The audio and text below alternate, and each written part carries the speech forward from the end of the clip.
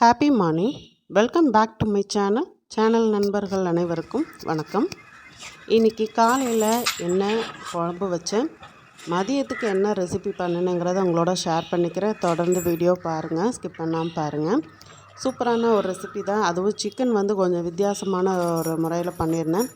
வீட்டில் எல்லாருமே சூப்பராக இருக்குன்னு சொல்லி சாப்பிட்டாங்க. அப்படி என்ன ரெசிபி பண்ணினேங்கிறத பார்க்கலாம் வாங்க. காலையில் பார்த்திங்கன்னா உருளைக்கிழங்கு குருமா தான் பண்ணினேன். சப்பாத்திக்கு உருளைக்கிழங்கு குருமா பண்ணினேன். அந்த குருமாவுக்கு ஒரு 6 பச்சை மிளகா எடுத்துருக்கிறேன் மிக்ஸி ஜாரில். கூடவே அந்த பச்சை மிளகா கூட 1 ஸ்பூன் அளவுக்கு சோம்பு சேர்த்துக்கோங்க. ரொம்ப சிம்பிளாக செய்யக்கூடிய இந்த குருமா சப்பாத்தி, பூரி இதுக்கு ரொம்ப சூப்பராக இருக்கும். தோசைக்கு கூட ரொம்ப நல்லாயிருக்கும். எங்கள் சின்ன பொண்ணுக்கு பார்த்திங்கன்னா என்ன நீங்கள் குழம்பு வச்சாலும் அவளுக்கு தேவை தோசை தான்.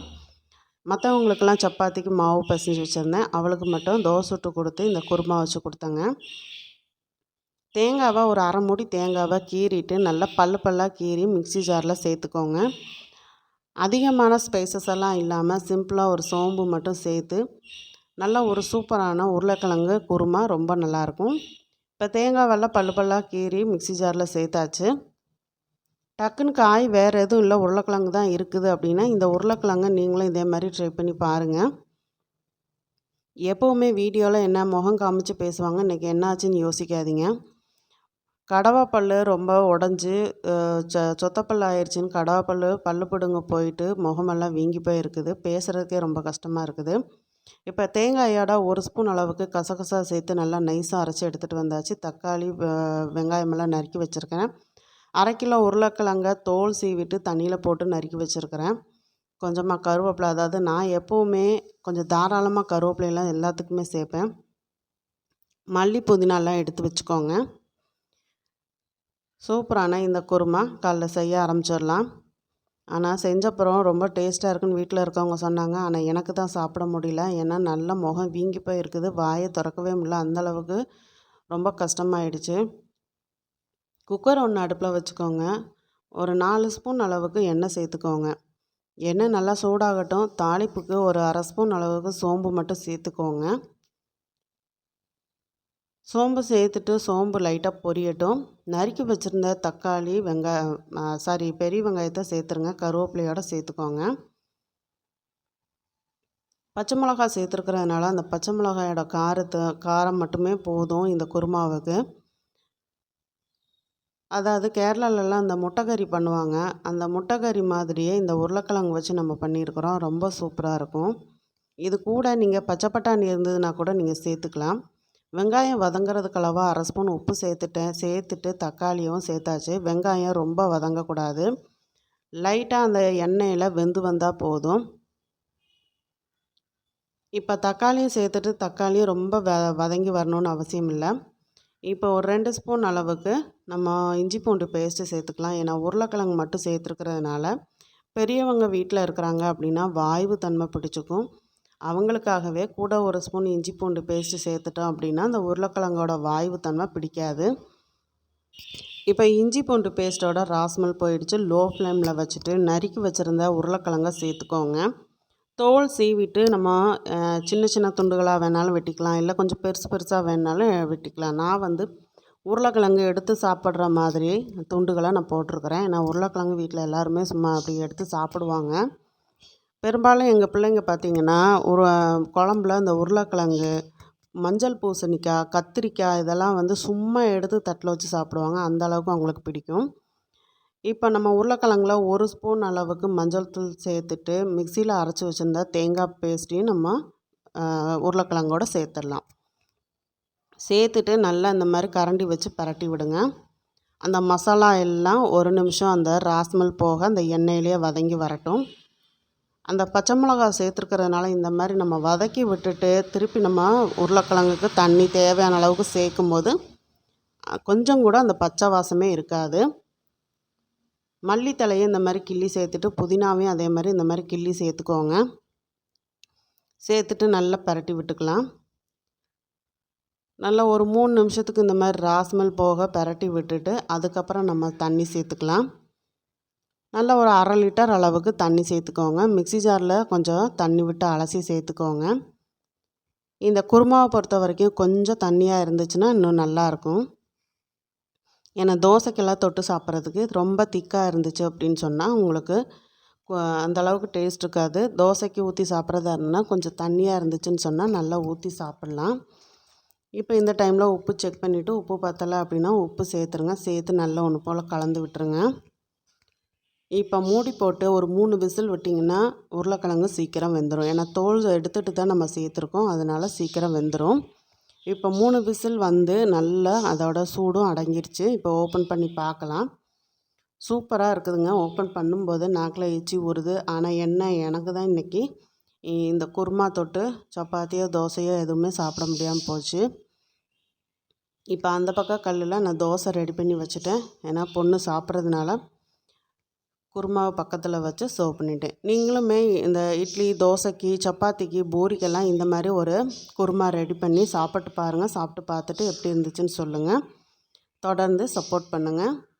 ஆனால் இன்னும் நேரம் ஆகும்போது இன்னும் கொஞ்சம் திக்காக ஆகும் கிரேவி. அதனால் இந்த அளவு சரியாக இருக்குங்க.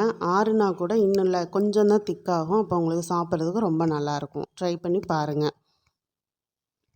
காலையில் இந்த டிஃபன் செஞ்சு முடித்தாச்சு. இனி மதியத்துக்கு சூப்பரான ஒரு வீட்டில் எல்லாத்துக்கும் சிக்கன் கிரேவி ஒன்று பண்ணினேன். 1 கிலோ அளவுக்கு சிக்கன் வாங்கி நல்லா கழுவி எடுத்துருக்கேன். கொஞ்சம் சின்ன சின்ன துண்டுகளாக மட்டும் கட் பண்ணி வாங்கிக்கிட்டேன். அதாவது சில்லிக்குன்னு சொன்னோன்னா அந்த மாதிரி கட் பண்ணி கொடுப்பாங்க. 3 மீடியம் சைஸ் பெரிய வெங்காயம், 2 மீடியம் சைஸ் தக்காளி, மல்லி, புதினா, கருவேப்பிலை எல்லாமே எடுத்து வச்சுருக்கேன். இந்த கொப்பரை தேங்காய் வச்சு தான் இன்றைக்கி இந்த ரெசிபி பண்ண போகிறோம். ரொம்ப டேஸ்ட்டாக இருக்கும், வாசமாகவும் இருக்கும்.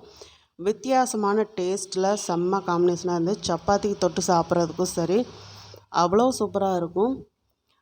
ஒயிட் ரைஸோடு போட்டு பிசைஞ்சு சாப்பிட்றதுக்கும் அவ்வளோ நல்லாயிருக்கும். கொப்பரை தேங்காயை இந்த மாதிரி 2ஆக கட் பண்ணி எடுத்தாச்சு. இப்போ சிக்கனை நம்ம ஊற வச்சுட்டு அதுக்கப்புறம் நம்ம கொப்பரை தேங்காய் என்ன பண்ணலான்னு பார்க்கலாம். தண்ணி இல்லாமல் வடிச்சிட்டு சிக்கனை இன்னொரு பாத்திரத்துக்கு எடுத்துக்கோங்க.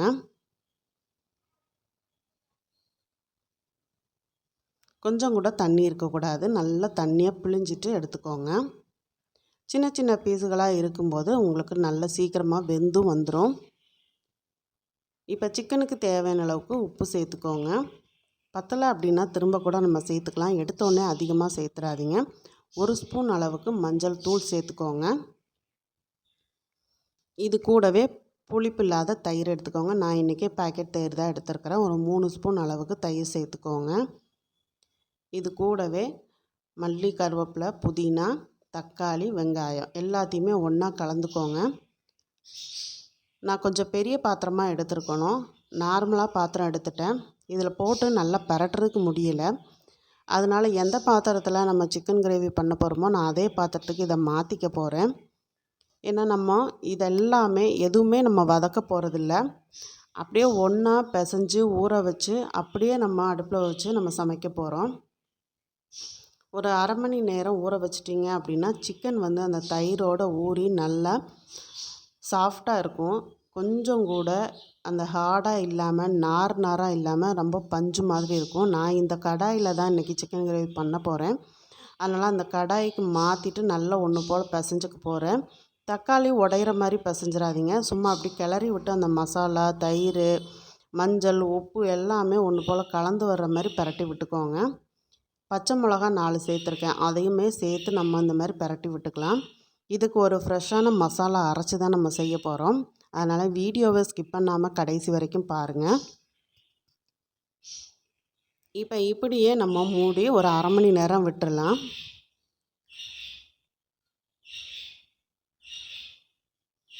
இது கூடவே பார்த்திங்கன்னா ஒரு விஷயம் சொல்ல மறந்துட்டேன். ஒரு 3 ஸ்பூன் அளவுக்கு எண்ணெய் விட்டு நல்லா அப்படியே மூடி வச்சுடுங்க. லாஸ்ட்டாக நம்ம எல்லா பொருளையும் பிசைஞ்சிட்டு அதுக்கப்புறம் லாஸ்ட்டாக எண்ணெய் மேலாப்பில் விட்டுட்டு மூடி வச்சுருங்க. இப்போ இந்த கொப்பரை தேங்காயை நம்ம பல்லாக கீறி எடுத்துக்கலாம். இந்த கொப்பரை தேங்காய் பார்த்திங்கன்னா நறுக்கும் போதே அவ்வளோ ஒரு வாசமாக இருக்கும். இந்த கொப்பரை தேங்காய் டிபார்ட்மெண்டல் ஸ்டோர்களில் கிடைக்கும், நாட்டு மருந்து கடைகளில் கிடைக்குங்க. நம்ம நார்மலாக உள்ள தேங்காயை விட இது கொஞ்சம் டேஸ்ட் வந்து கூடுதலாக எடுத்து கொடுக்கும். ஒரு வேளை உங்களுக்கு இந்த கொப்பரை தேங்காய் கிடைக்கல அப்படின்னா நார்மல் தேங்காவை நீங்கள் துருவி எடுத்துக்கோங்க. நான் கொப்பரை தேங்காவை இந்த மாதிரி பல்லாக கீறி எடுத்துட்டேன். இப்போ ஃப்ரெஷ் மசாலா அரைச்சிடலாம் வாங்க. மசாலா அரைக்கிறதுக்கு ஒரு இரும்பு கடாய் தான் அடுப்பில் வச்சுருக்கிறேன். கடாய் நல்லா சூடானதும் நான் எடுத்திருக்க ஸ்பூனுக்கு 5 ஸ்பூன் அளவுக்கு நாட்டு கொத்தமல்லி எடுத்திருக்கேன். நான் எப்போவுமே நாட்டு கொத்தமல்லி தான் யூஸ் பண்ணுவேன். அதே ஸ்பூனில் 2 ஸ்பூன் அளவுக்கு சோம்பு சேர்த்துருக்கேன். 1 கிலோ அளவு சிக்கனுங்கிறதுனால இந்த ஸ்பைசஸ் வந்து கணக்காக இருக்குங்க. இது அப்படியே நம்ம சேர்க்க போகிறோம். ஜீரகம் 1 ஸ்பூன் அளவுக்கு சேர்த்துக்கோங்க. மிளகு வந்து நான் கூடுதலாக சேர்த்துக்க போகிறேன். வரமிளகா தூள் தான் சேர்க்க போகிறேன். அதுவும் நம்ம கம்மியாக சேர்த்துக்கலாம். அதனால் 4 ஸ்பூன் அளவுக்கு மிளகு சேர்த்துக்கிறேன். ஒரு சின்ன பிரிஞ்சி இலை, ஒரு சின்ன நட்சத்திர சோம்பு, 1 இன்ச் அளவுக்கு பட்டை, 4 கிராம்பு, 4 ஏலக்காய் சேர்த்துக்கோங்க. அடுப்பு வந்து லோ ஃப்ளேமில் தான் இருக்குதுங்க. இது கூடவே 1 இன்ச் அளவுக்கு இஞ்சியுமே ஒரு 10 பல் பூண்டும் தோலோடு சேர்த்துருக்கேன். கிரேவி நல்லா ஒரு திக்காக வர்றதுக்காக வறுத்த நிலக்கடலை 1 ஸ்பூன் சேர்த்துருக்கேன். இதை இப்போ மீடியம் ஃப்ளேமுக்கு வச்சுட்டு வறுத்து விட்டுக்கோங்க. இதோட வாசம் வர்ற அளவுக்கு நம்ம வறுக்கணும். இரும்பு கடாய்ங்கும் போது கரெக்டாக ஒரு 2 நிமிஷத்தில் உங்களுக்கு நல்ல வாசம் வந்துடுச்சு. பிரிஞ்சி இலையை நம்ம இந்த மாதிரி பிச்சு விட்டு கூட சேர்த்துக்கலாம். வறுக்கும்போது டிஸ்டர்ப் இல்லாமல் இருக்கும். வறுக்கும்போதே பார்த்திங்கன்னா நல்லா வாசம் வரும். அந்த வாசம் வரும்போதே நம்மளோட தேங்காயும் சேர்த்து வறுத்துக்கலாம். இதுவே நீங்கள் நார்மல் தேங்காய் துருவி எடுத்துருக்கீங்க அப்படின்னா முதல்ல தேங்காயை நல்லா ட்ரை ரோஸ்ட் பண்ணிவிட்டு அதுக்கப்புறம் ஸ்பைசஸ் எல்லாம் வறுத்து ஒரு தட்டில் எடுத்துக்கோங்க. நல்லா வறுபட்டுருச்சு. இப்போ அடுப்பை ஆஃப் பண்ணிவிட்டு ஆறுனதுக்கப்புறம் நம்ம இதை பொடி பண்ணிக்கலாம். அடுப்பை ஆஃப் பண்ணினதுக்கப்புறம் 1.5 ஸ்பூன் அளவுக்கு கசகசா சேர்த்து அப்படியே ஆற விட்டுருங்க. நம்ம வறுக்கக்கூடாது. வறுத்தோம் அப்படின்னா தீஞ்சு போயிடும். அதனால் ஒரு கிளறி விட்டுட்டு அந்த சூட்லேயே அந்த கசகசா ரோஸ்ட் ஆகிடும். இப்போ அடுப்பை பற்ற வச்சிடலாம். அடுப்பை பற்ற வச்சுட்டு நம்ம கிளறி வச்சு ஊற வச்சுருந்தோம் இல்லையா சிக்கன், அதை எடுத்து மீடியம் ஃப்ளேமில் வச்சுருங்க. பார்க்கவே நல்ல ஒரு கலர்ஃபுல்லாக இருக்குது. லைட்டாக இந்த மாதிரி கிளறி விட்டுக்கோங்க. ஏன்னா தண்ணி விட்டு நல்லா ஊறி இருக்கும். மீடியம் ஃப்ளேமில் வச்சுட்டு நம்ம கிளறி விடும்போது சிக்கன் வந்து தண்ணி விட்டு வெந்து வரும். நம்ம இதில் கொஞ்சம் கூட நம்ம இப்போ தண்ணி சேர்க்க போகிறதில்ல. வீடியோவை ஸ்கிப் பண்ணாமல் பார்த்தீங்க அப்படின்னா தான் இந்த ரெசிபியோட ஃபுல் டேஸ்ட்டும் உங்களால் அனுபவிக்க முடியும். 5 நிமிஷத்துக்கு ஒருக்கா இந்த மாதிரி கிளறி விடுங்க. ஏன்னா அப்போ தான் அடி பிடிக்காமல் இருக்கும். அந்த சிக்கன்லேருந்து தண்ணி பாருங்கள் நல்லா பிரிஞ்சு வெந்துக்கிட்டு இருக்குது. ஏற்கனவே நம்ம தக்காளி வெங்காயமெல்லாம் சேர்த்துருக்கோம். பச்சையாகவே சேர்த்துருக்கிறதுனால அதுவும் வெந்து வரும்போது கொஞ்சம் தண்ணி விட்டு வரும். 5 நிமிஷத்துக்கு ஒருக்கா இந்த மாதிரி ஓப்பன் பண்ணி நம்ம கிளறி விட்டுக்கலாம். இப்போ மசாலா நல்லா ஆறிடுச்சு. மிக்ஸி ஜார் ஈரம் இல்லாமல் பார்த்துக்கோங்க. இப்போ தேங்காய் மட்டும் இந்த மாதிரி எடுத்துக்கோங்க. மசாலா அந்த ஸ்பைசஸில் இருந்து தேங்காய் மட்டும் எடுத்துக்கோங்க. தேங்காயை மட்டும் எடுத்துகிட்டு முதல்ல ஒரு 4 சுற்று சுற்றிக்கலாம். அப்போ தேங்காய் வந்து நல்லா பவுடர் ஆயிரும். தேங்காய் எந்த அளவுக்கு பவுடர் ஆகுதோ அந்த அளவுக்கு நம்மளுக்கு மணமும் சுவையும் ரொம்ப சூப்பராக இருக்கும்.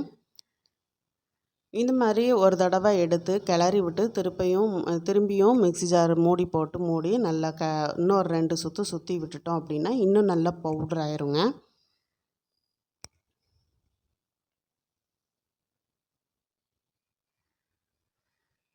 பாருங்கள், இந்த அளவுக்கு நல்லா பவுடர் ஆனதுக்கப்புறம் ஒரு தட்டில் கொட்டிக்கோங்க. ஏன்னா நம்ம தேங்காயோடு சேர்த்து ஸ்பைசஸை அரைச்சோம் அப்படின்னா ஸ்பைசஸ் வந்து ஒன்றுக்கு ஒன்று அரைப்படாமல் போயிடும். அதனால் தேங்காயை அந்த மாதிரி தனியாக பவுட்ரு பண்ணிவிட்டு அதுக்கப்புறம் ஸ்பைசஸை பவுட்ரு பண்ணிக்கோங்க. இதில் நம்ம தண்ணி சேர்த்து அரைக்கக்கூடாது. இந்த பொடியாக பண்ணும்போது தான் இந்த மணமும் சுவையும் நிற்குங்க.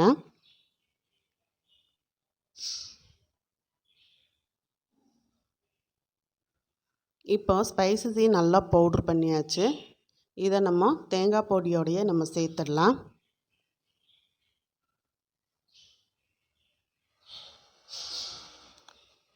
அடியில் இருக்கிற பொடியை நமக்கு முடிஞ்ச அளவுக்கு மிக்ஸி ஜார்லேருந்து எடுத்துட்டு கொஞ்சம் தண்ணி விட்டு மிக்ஸி ஜாரில் ஊற வச்சுடுங்க. அந்த தண்ணியை நம்ம லாஸ்ட்டாக யூஸ் பண்ணிக்கலாம். 1 ஸ்பூன் அளவுக்கு மஞ்சள் தூள் சேர்த்துக்கோங்க. மிளகாத்தூள் நான் 1.5 ஸ்பூன் சேர்த்துக்கிறேன். நீங்கள் உங்கள் காரத்துக்கு ஏற்ற மாதிரி சேர்த்துக்கோங்க. ஆல்ரெடி மிளகு சேர்த்துருக்கோம், மிளகாவும் சேர்த்துருக்கோம். இது கூடவே கலருக்காக 1 ஸ்பூன் அளவுக்கு காஷ்மீரி சில்லி சேர்த்துக்கிறேன். நம்ம சேனலில் எப்போவுமே நான்வெஜ் ரெசிபி ஒன்று இருந்ததுன்னா கூடவே வெஜ் ரெசிபி ஒன்று இருக்கும். நான் இன்றைக்கி அந்த வெஜ் ரெசிபி பண்ணினேன். அது ரொம்ப சூப்பரான ஒரு ரெசிபி தான். அதை நான் இப்போ புதுசாக ஆரம்பிச்சிருக்கிற middle class family life vlogger அப்படின்னு ஒரு சேனல் ஆரம்பிச்சிருக்கேன். அதில் அந்த டிஃபன் ரெசிபி இருக்குதுங்க. பார்க்காதவங்க போய் பார்த்துட்டு வாங்க. அப்படியே அந்த சேனலுக்கும் தொடர்ந்து சப்போர்ட் பண்ணுங்கள். அதில் கொஞ்சம் மோட்டிவேஷனலோட கொஞ்சம் ரெசிபிஸ் எல்லாம் வரும். பிடிச்சிருந்ததுன்னா அந்த சேனலையும் சப்ஸ்கிரைப் பண்ணி பாருங்கள். இப்போ சிக்கன் பாருங்கள், கிளறி விட்டாச்சு, நல்லா வெந்திருக்குது. இன்னும் கொஞ்சம் கூட நம்ம வேக விட்டுறலாம். இன்னொரு 5 நிமிஷம் வேக விட்டோம் அப்படின்னா நல்லா பஞ்சு மாதிரி வெந்துடும். 5 நிமிஷம் கழித்து ஓப்பன் பண்ணி பார்க்கலாம். கொஞ்சம் தண்ணியுமே நல்லா சுண்டி வந்திருக்குது. நம்ம கொஞ்சம் கூட தண்ணி சேர்க்கலாம். அந்த சிக்கன்லேருந்து வந்த தண்ணி தான் நல்லா சுண்டி வந்திருக்குது. சிக்கன் பாருங்கள் சூப்பராக வெந்துருச்சுங்க. இந்த டைமில் நம்ம ஸ்பைசஸ் ரெடி பண்ணி வச்சோம் இல்லையா, ஃப்ரெஷ்ஷாக மசாலா அரைச்சி அதை வந்து சேர்த்துடலாம். இந்த பொடியை சேர்த்துட்டு நல்லா கிளறி விடுங்க. இந்த டைமில் மீடியம் ஃப்ளேமில் வச்சுட்டே கிளறி விடுங்க. நல்லா அந்த சிக்கனோட பிரண்டு வர்ற மாதிரி கிளறி விடுங்க. இந்த டைம்லேயே பார்த்திங்கன்னா உங்கள் வீட்டில் இருக்கிறவங்க ஆஹா சூப்பராக வாசம் வருது, பசிக்குதுன்னு சொல்லுவாங்க. எங்கள் வீட்லேயும் அதான் நடந்துச்சு. சாப்பாடு ரெடி ஆயிடுச்சா, ரொம்ப சூப்பராக ஒரு மனம் வருதே, என்ன பண்ணுறீங்க அப்படின்னு வந்து பிள்ளைங்களும் கேட்டாங்க, ஹஸ்பண்டும் கேட்டாங்க. ஏன்னா உப்பு பார்க்குறது அவங்க தான், நான் உப்பு பார்க்க மாட்டேன். இப்போ மிக்ஸி ஜாரில் கொஞ்சமாக தண்ணி விட்டு அலசி வச்சுருந்தோம் இல்லையா, ஊற வச்சுருந்தோம், அதையும் சேர்த்துருங்க. சேர்த்துட்டு நல்லா கிளறி விட்டுக்கோங்க. கிளறி விட்டோம் நம்ம அப்படி நல்லா பிரட்டி விடும்போது அந்த தண்ணியோட இந்த மசாலாவும் சேர்ந்து நல்லா பிரண்டு வரும். ஏன்னா நான் நான்வெஜ் சாப்பிட மாட்டேன் அப்படிங்கிறதுனால நான் உப்பு கூட பார்க்கறது இல்லைங்க. வீட்டில் பிள்ளைங்க அல்லது ஹஸ்பண்ட் தான் உப்பு பார்ப்பாங்க. ஒருவேளை யாரும் வீட்டில் இல்லை அப்படின்னா போட்டது தான் அளவுங்கிற மாதிரி உப்பு வேணுங்கிற சாப்பிட்றப்போ கலந்துப்போம், அவ்வளோதாங்க. இப்போ இந்த மாதிரி நல்லா கலந்து விட்டுட்டு லோ ஃப்ளேமில் நல்லா ஒரு 7லேருந்து 8 நிமிஷம் விட்டுருங்க. மூடி போட்டு ஒரு 8 நிமிஷம் அப்படியே விட்டுறலாம். இப்போ பாருங்கள் நல்லா அந்த மசாலாலேருந்து எண்ணெய் பிரிஞ்சு சூப்பராக திக்காய் வருது பாருங்கள். அடிப்பிடிக்காத அளவுக்கு இந்த மாதிரி கிளறி விட்டுக்கோங்க. இது நீங்கள் சப்பாத்தியோட ஒயிட் ரைஸோடு சாப்பிட்றதுக்கெலாம் ரொம்ப சூப்பராக இருக்கும். ட்ரை பண்ணி பாருங்கள். நீங்கள் நான் பிரியராக இருந்தீங்கன்னா நான் ரொட்டியோடு வச்சு சாப்பிட்றதுக்கும் செம்மையாக இருக்குங்க.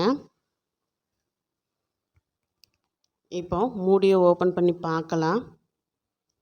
நல்லா எண்ணெய் பிரிஞ்சு சூப்பராக ரெடி ஆகிருக்குது. ட்ரை பண்ணி பாருங்கள். கொப்பரை தேங்காய் வச்சு இந்த சிக்கன் கறி நீங்களும் கட்டாயம் ட்ரை பண்ணி பாருங்கள். தொடர்ந்து சப்போர்ட் பண்ணுங்கள், சப்ஸ்கிரைப் பண்ணுங்கள். சப்ஸ்கிரைப் பண்ணும்போது ஆளுங்கிற பெல் பட்டனோட சப்ஸ்கிரைப் பண்ணிக்கோங்க. அப்போ தான் நான் போடக்கூடிய வீடியோஸ் உடனுக்குடனே நோட்டிஃபிகேஷனில் கிடைக்கும். சூப்பரான சிக்கன் கிரேவி ரெடி ஆயிடுச்சு. மீண்டும் அடுத்த ஒரு ரெசிப்பியில் சந்திக்கிறேன். நன்றி, வணக்கம்.